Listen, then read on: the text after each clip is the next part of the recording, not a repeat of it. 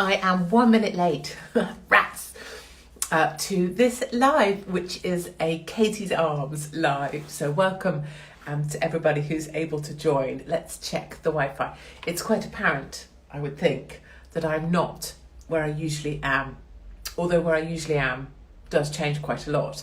But I am back on the road, plotting another adventure, and I won't update you on my next adventure until I make it there, because I imagine there are powers out there out to thwart my every move. Safe to say, I'm not sat sobbing into my cancelled visa from Australia. I am back on the move. Now, I must have a small complaint. Have you seen, I don't know if you've got perspective on this. I have, yes, can you see that on the glass? It was a clean glass. So, hold on, I'm trying to give you some sort of sense of perspective using my nose. Okay, so my nose is quite big. It's bigger than yours. But this wine glass, can you see how small it is? Like, it's literally, I mean, I can barely see it. Like, how is this even, I don't even know that this is a wine glass. I'm assuming it's some kind of child's beaker that they've made out of glass. Look at it. Look.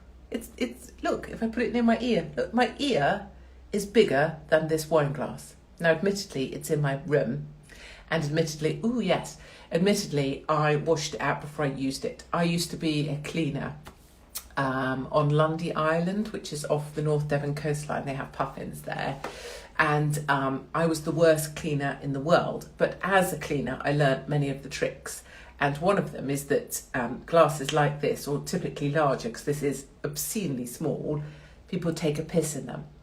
And one of the places people piss most, actually, in, say, a Travelodge or a Premier Inn, you know, there's really, I wonder if there's one in here.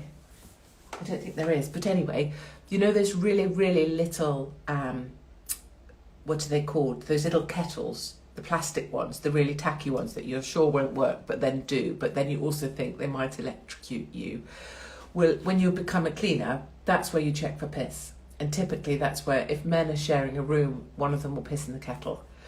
So never do that. I used to also, I had this way of dealing with bed sheets, which I considered to be, I mean, now Greta Thunberg would think I was fabulous. Have I tried the Aldi version of Barefoot? You mean there's a cheaper version even than of Barefoot? Because my husband calls this cheap muck. But if there's an Aldi version, I need to try it immediately. Aldi, if you're watching, get me some Barefoot, please. Yes, so instead of changing the bed sheets, I would get the hotel iron, and I would iron. So I would give them like a dust down to get any, you know, crumbles of human ooze off the beds. Maybe give them a little with a brush. Then I would get the iron from the cupboard, and then I would just iron the bed sheets and iron the pillows whilst they were still on. Crumple up the new stuff so it looked like I'd done something, and boom, that was a bed made. I wasn't really a great cleaner, but I was certainly efficient, and I got you know, lots of rooms done very, very quickly. Right, Katie, I have something hilarious to tell you about Greta. Ooh, how exciting. And she's still got pigtails, even though she's now grown up. But the people are like, well, you won't be interesting if you haven't got pigtails. If you're not wearing a cagoule with pigtails, sitting looking young, no one gives a shit anymore. We're not going to save the polar bears with you being 18, are we, Greta? So I have things to talk to you about. I am going to definitely stop at let's pick a time out of our arse. 8:20. We're going to stop and just do questions. So be prepared. I've got a date tomorrow night. I'm going to try that theory out. Which theory? Pissing in the kettle. Don't piss in the kettle in front of your mates. So I hope you're all right. It's been another shit week, I think we can agree, in the UK. I mean, muck shit face. Just another shitty, dreary week. We keep being promised a frickin' heat wave. And to be honest with you, the Met Office, where we get our weather from, allegedly, I used to work there. I used to have to sell the weather to traders. Another story. In fact, I used to work sometimes with Neil Oliver. Anyway, I think the Met Office are a load of old shit, actually. Not just because they can't get the weather right, but mostly because they've been promising me a heat wave and it hasn't come. And that's really bloody annoying. But it's busy. What I would tell you in a positive sign is it's busy out. It's rammers on the train. It's rammers on the roads. Paddington is quite busy. There are actually some people around the station now, which is great to see. Everyone looks a little bit weird or perturbed, and they even looked more perturbed when I go at them menacingly without my face covered. Maybe it's just the side of my face. But there are at least people out and about. I just had to go and do something, and a young girl, was all upset and asking me if she thinks she'll ever be able to travel again. Will the world go back to normal again? And so I was there trying to console her, telling her it was going to be all right and we'll find a way. But in my heart, I was kind of thinking, you're having a laugh, love. You're having a laugh if you think it's ever going to go back to normal, or if there'll ever be planes again at a price you can afford to fly where you want to fly. But I couldn't say that. So I tried to be, upbeat and told her that we will find a way to give you back your freedom. But she kind of just wanted to be reassured by an oldie that she could have some of the life I used to have. That was all a bit sad. I find these things the most upsetting thing. Even the police that deported me from Australia, they were so lovely, and many of them were just so pissed off with the lockdown, with the government, with the bullshit of sitting at the airport, supervising quarantine zones. One of the police officers was just darling. He'd cancelled a holiday 4 times. It's odd, isn't it? You get deported from a country for mocking their nonsense rules, but the very police who are tasked to deport you are totally with you. But we will find a way, as someone says here, we will find a way, and we will, because our side is still the best, our side still has a sense of humour, and our side is still marvellous. And when all of this shit is said and done, our side will still be fabulous, and we will be able to look back and go, we were right, we told you so.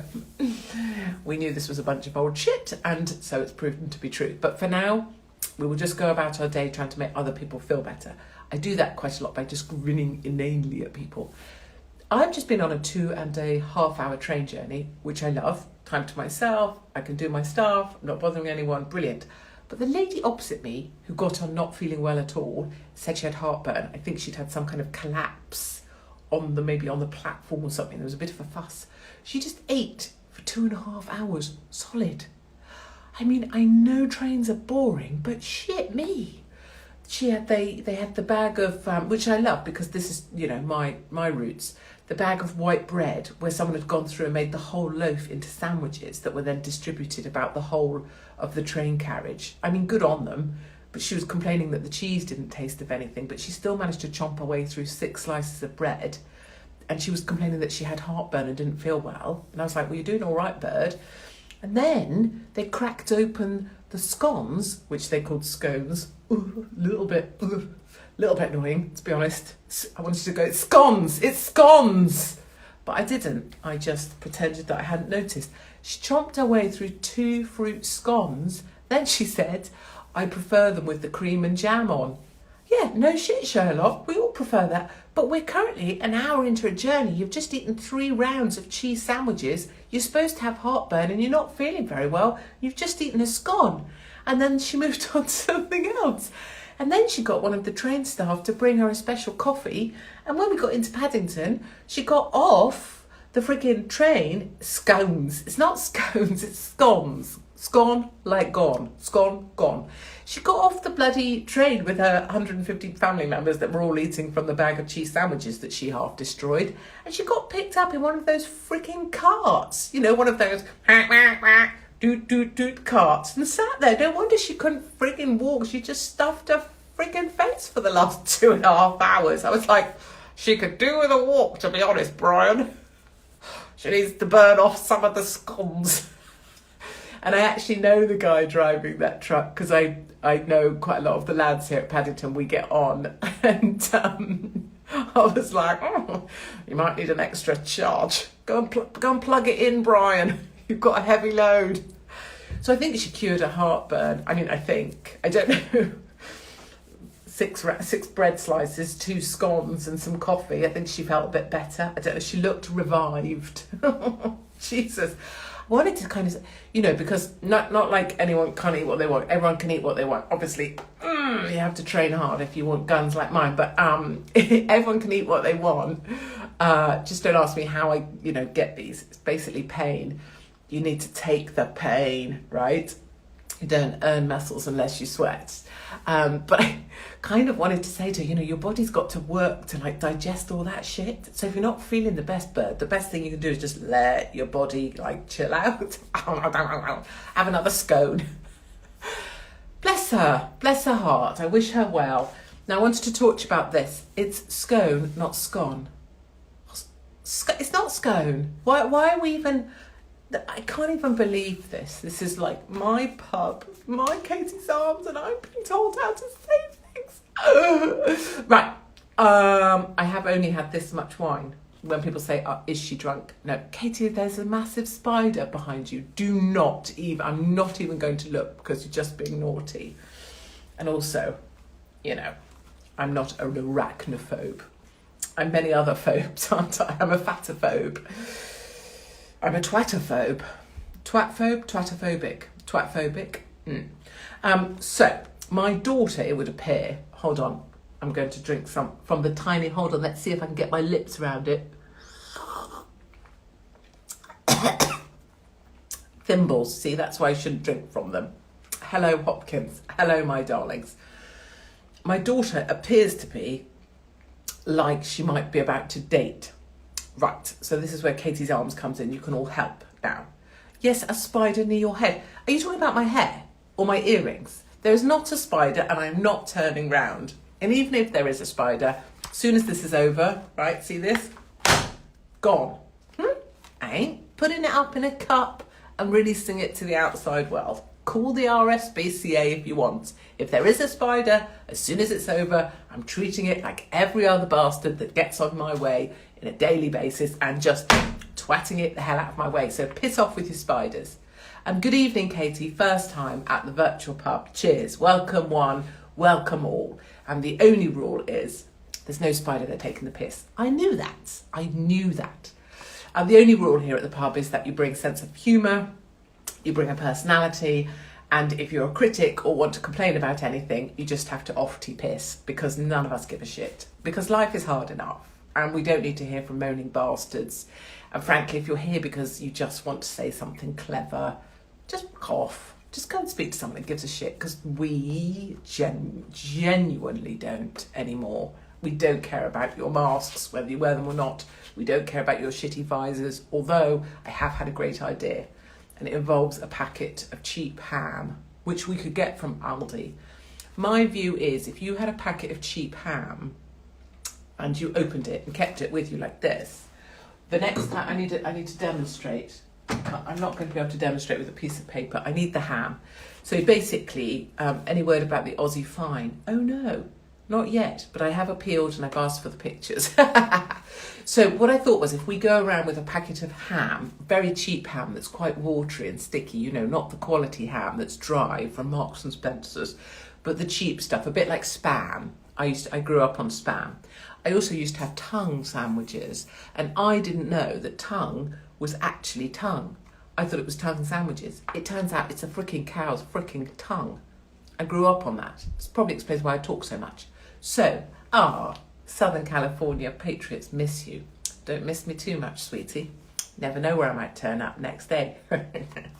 Anyway, ham. So if we go around with cheap ham, then you see someone walking towards you with those ridiculous, I'm a frickin', visor, because if I even blink at you, I'm definitely going to get COVID and die immediately, even though I'm out shopping for the 50th time because my life is so small. All I do is go to Waitrose.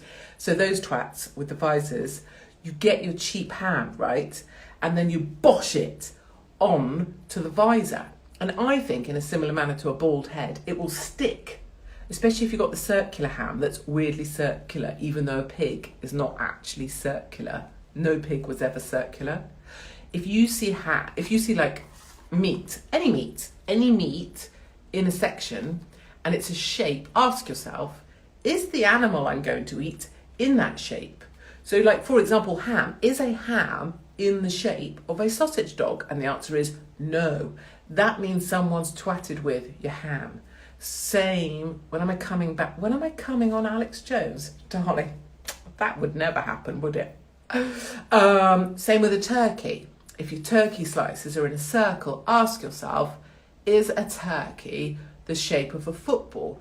And the answer to that is no. So anyway, back to the ham. You're going to walk around with your slice like this. Maybe you could do a Velcro hand thing as well on the back of the packet like this, like as if you're a waitress. I used to be a waitress as well. I was brilliant. Then you see a visor weirdo coming at you because of their eyeballs are so precious, they definitely can't have your COVID in them. And so you get the ham and you slap it onto their visor. And before they can recover, tear the ham down because it'll be slimy because it's cheap, you run away. Now, I think that's an arrestable offence.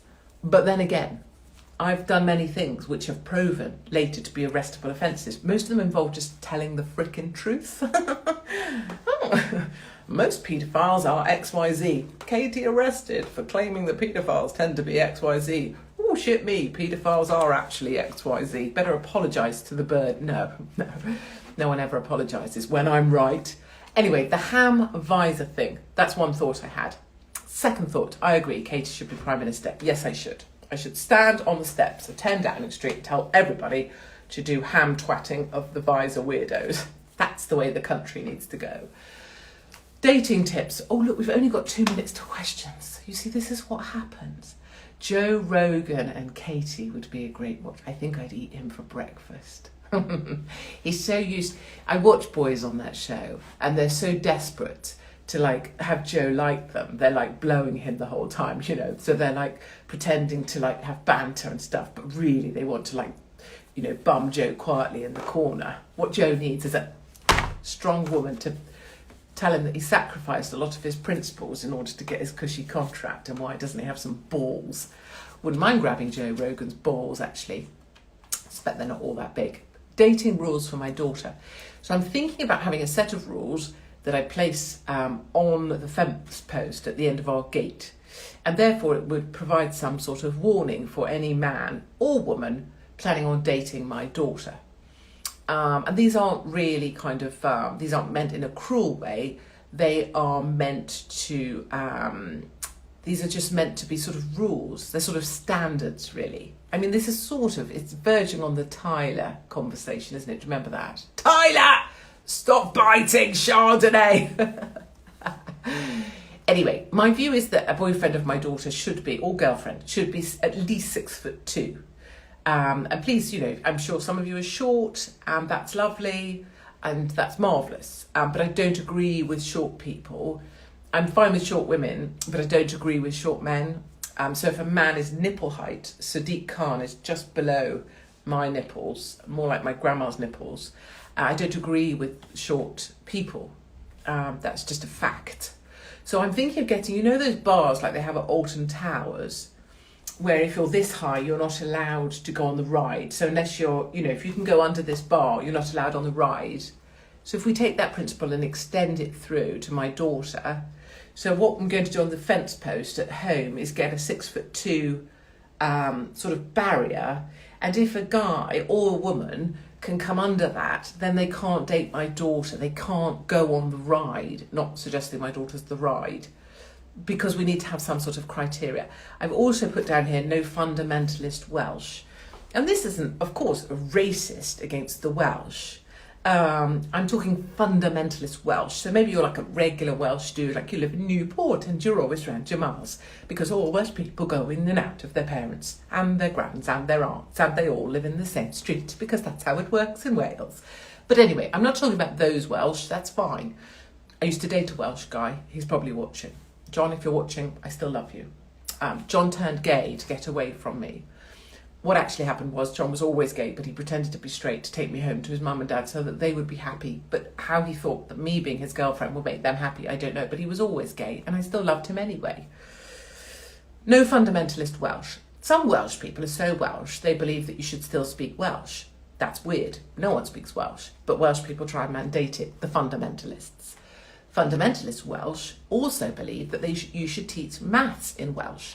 So not only does a friggin' 6-year-old kid in Wales have to learn the friggin' Welsh language, even though no one ever speaks it, even though they'll never use it again for the rest of their life, and even though it's a load of old shit, they also have to learn Welsh. They have to learn maths in Welsh. Can you even imagine? Maths is already freaking hard enough if you're 6, without having to learn how to do maths only in consonants with the use of very few vowels.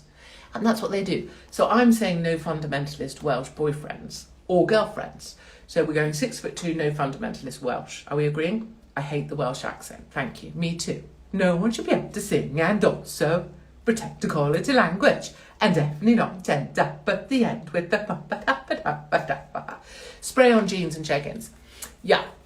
So maths is hard as it is. Exactly. Stop trying to freaking teach poor children how to do maths in Welsh. It's a cruelty. The RSPCC should be in Wales stopping that shit. I did try and do that. And then I'm banned from Wales. Did you know? I'm banned from all schools in Wales. The Welsh children asked me to come. I set up the whole tour, and then the Welsh government banned me, and they said they would take funding away from any school that allowed me to come and talk to the children.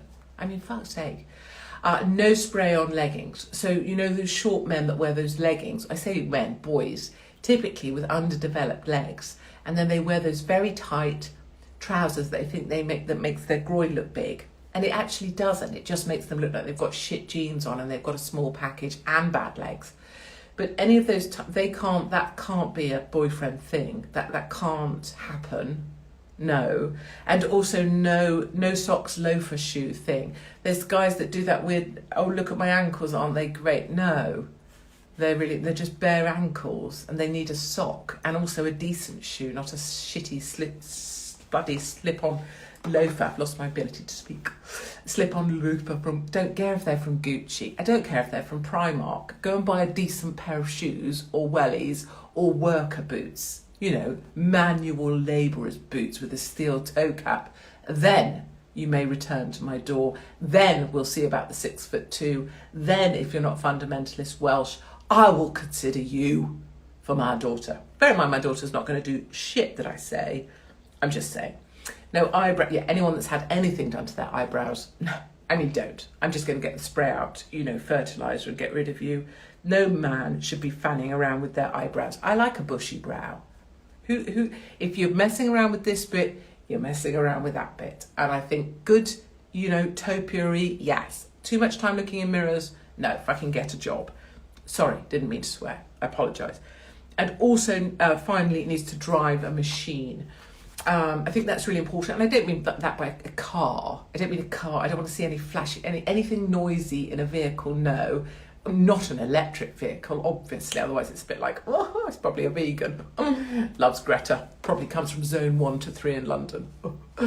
One of those. No, I mean a machine. He needs to be able to handle a machine, and he needs to be able to drive like men do when they go, and drive a vehicle with, ain't she named after a country? No, darling, and it never was. I'll explain the whole India thing another time, but we're not talking about India. Men that drive cars but do this, and do move the steering wheel with their hands because they're so manly they don't even have to hold the wheel. Very much like that. So if a boyfriend can also do that with large machinery and move it into small spaces without even looking. Trucks, diggers, scrapers, combine harvesters. Fantastic. Girls or boys. Brilliant. A few calluses. So that's my list. I promised to do questions 5 minutes ago and I haven't. I'm going to do them now. Let me know what you think of the list. I'm not trying to have like a eugenics thing just before the Daily Mirror go crazy. It's not racist particularly, it's just a matter of taste. And also if you're going to breed, breed good babies. Breed good, tall, workman-like babies. None of this jeggedy, leggedy. Right. Darlings, let's do some... you mean a man who's in construction? I mean, sort of, yes. I mean, I miss those days, don't you? Boys in construction sites whistling away, smelling vaguely of sweat and links and fish and chips. Great days. Katie, please say hello to the Munsters in County Down. Must come to Belfast. I know, I really want to. I'm sure this tour is going to happen one day. Do you know that? I really, really do. I really think all the countries that have ever banned me, like Wales, like Scotland, Ginger Dwarf from the north, like South Africa, like Australia, there's going to be like this overturn, or maybe I'm going to come back one day as something else, and I'm going to tour all of these places. It's going to be great. Can you do a venue in London? I bloody wish. We're still trying to get a venue, and you know why? it's just because they literally, I mean, God, the last church, they ripped apart the audience that were in there before I spoke, and then they ripped apart the church, and then they came to rip me apart too. And the police went and hid behind the View cinema until the attack had taken place. So it's hard. I'm worried now that one of the kids will marry a 4-foot Welshie just to spite you. I think they probably will, and I don't really mind as long as they have a great party. And you know, why not? Why not do the opposite of what your parents says? And actually, you know, it's going to be great, isn't it? I love it. I love having older children. I love it. Older children are way better than babies. Babies are really tedious. Anybody that brings a baby and wants to talk about a baby, oh, baby. I heard someone on Radio 2 the other day saying, oh yeah, we just got baby, what did they call him? Something with Benji. And I was like, oh Jesus, can you imagine them? Oh, it's Benji. You know, older kids are way better because they have funsy views, they have kids hanging around them, they do naughty things, they generally want to kind of pierce stuff or kiss stuff or find stuff. It's way better. Babies just like, oh, I would just bring me back a child when it's fully like 13-year-old and naughty. Don't give me this gurgly thing that just wants to piss or shit. Right, what are you up to in the UK? I can't tell you right now, but I can tell you I'm back on the road. I can tell you I'm definitely up to something, and I can tell you that the Katie's Arms next week should be great. But let's just go with that. We need a real Katie's Arms. Yes, we do. So either I'm going to become a barmaid and then you can come and just visit me in a pub, or I'm going to speak to Tim from Spoons. I know him quite well, and see if he'll set me up in one of the Spoons or many Spoons. We can do a tour of all Spoons. Wouldn't that be great? And then everyone could get real cheap beers and stuff as well. I am working on it quietly in the background. And thank you to everybody as well for getting in touch. Thank you for all the emails. My email is katie@katiehopkins.co.uk. Thank you for, and people that offer real sweet stuff, like just offer help with staff or help with exercises or help with support or just send a kind thing. Thank you. I do read your emails and I'm really grateful. You know I'm not very good at compliments. I'm better at taking the piss out of myself. But thank you. I appreciate it. And I'm really happy that we found this place where everyone can be happy and or write to each other after or offer each other help. And it's one of the nicest things that's going to get me going. It's one of the nicest things is seeing other people for goodness sake, seeing other people dive on to try and help other people that they see are struggling. And that's a very nice thing. What happened to the tough bird, eh? Am I banned from the Isle of Wight? I do you know, I'm not yet. But let's add yet onto that. And I'm sure it would be very, very easy for me to be banned from the Isle of Wight, don't you? And let's be clear, at no point did I set out trying to be banned from anywhere. You know, I politely went to South Africa and just showed what's happening to the white farmers there. I politely went to Australia and slightly took the mickey out of the bullshit of imprisoning their own people and keeping families apart. You know, and I've never actually done anything wrong in Wales apart from, you know, highlight the hypocrisy of the Welsh government. So I guess that's, you know, that's slightly this thing about when I've been arrested or interviewed under caution. All I've ever really done is just be true to what I believe, and I don't regret anything I've ever said. I don't take back anything I've ever said, and I believe every word I've ever said. And at no time have I ever done what I'm supposed to do in order to not tell what I think is the truth. It's why I've been fired from every job ever. Amazingly, actually, I wasn't fired from being a cleaner. And I was properly shit. I've been really good at all my other jobs, but I was properly shit at being a cleaner. So there you go. Right, it's what time is it? 8:30, and I always promise to give you your life back. So I will say cheers with my tiny thimble of bloody whatever. And we will have more fun very, very soon. And remember, you know, people can deport my arse, but they can't deport the truth. And the simple truth of my life is that because I'm already on extra time, because I don't actually own anything anymore, nothing, I don't have a house to my name, nor bank accounts, nor nothing, and because I have no fear whatsoever because I'm on extra time, I am possibly as free as it is possible to be. And that's why I'm in this very fortunate position of being able to just take my path and walk it, because there's nothing anybody can take from me. And as long as I make one person smile in a day, that's my day pretty much as good as gold. So that's the truth with me. Okay, everybody, thank you very much for joining in. Thank you for being part of Katie's Arms. And one day, mark my words, we will have a Katie's Arm in real life, and hopefully we can do the Spoons tour of the UK and bring Katie's Arms to every Spoons in the UK, because that would be a glorious thing. Okay, thank you very much for watching along.